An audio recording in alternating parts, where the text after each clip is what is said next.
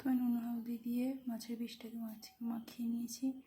তারপরে এপাশে মসুর ডালকে ভিজিয়ে রেখেছিলাম কিছুক্ষণ আগে, সেটাকেও বেটে নিয়েছি। এবারে কাঁচা লঙ্কা কিছু কুচি করে নিয়েছি এবং পেঁয়াজ কিছু কুচি কুচি করে নিয়েছি। এবারে এগুলোকে নুন দিয়ে ভালো করে সব একসাথে মাখিয়ে নেব। ততক্ষণ এদিকে কড়াই বসিয়ে দিয়েছি, কড়াইটা গরম হোক, তখন তেল দিয়ে দেবো। এতে একটু নুন এবং সরষের তেল দিয়ে দিয়েছি। এবার এটাকে ভালো করে মাখিয়ে নেব। দেখো ভালোভাবে হাতের সাহায্যে মাখিয়ে নিয়েছি। এবার এটাকে আস্তে আস্তে করে ছোটো ছোটো করে বড়াভাবে ভেজে নেব। দেখো অল্প অল্প করে দিয়ে দিয়েছি। এবার এটাকে এপাশ ওপাশ উল্টে ভালো করে লাল লাল করে ভেজে নেব। দেখো একটাকে উল্টে দিয়েছি, এবার বাকিগুলোকে একই রকমভাবে উল্টে দেবো। দেখো সবগুলোকে উল্টে নিয়েছি। এবার এগুলোকে লাল লাল করে ভেজে তুলে নেব।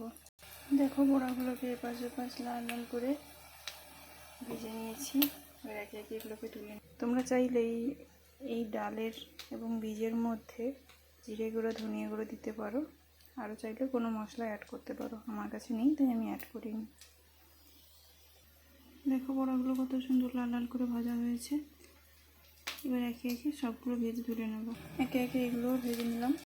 তোমরা হয়তো অনেকে আমার এই কড়া দেখে ভাবতে পারো যে বাজে কড়া, কিন্তু সেরকম কিছু না, এটা লোহার কড়া তাই এরকম কালো হয়ে থাকে। আমি ঘষে ঘষে কিছু কিছুটা সাদা করতে পেরেছি। অনেক পুরনো কড়া, আমার শাশুড়ি মার শাশুড়ির ছিল এই কড়াটা। তো সবাই প্লিজ কোনো কমেন্ট করো না এই কড়া নিয়ে। একে একে সবগুলো বড়া ভাজা হয়ে গেছে। দেখো আমার ভিডিওগুলো যদি ভালো লেগে থাকে তাহলে please like comment and subscribe করে দিও।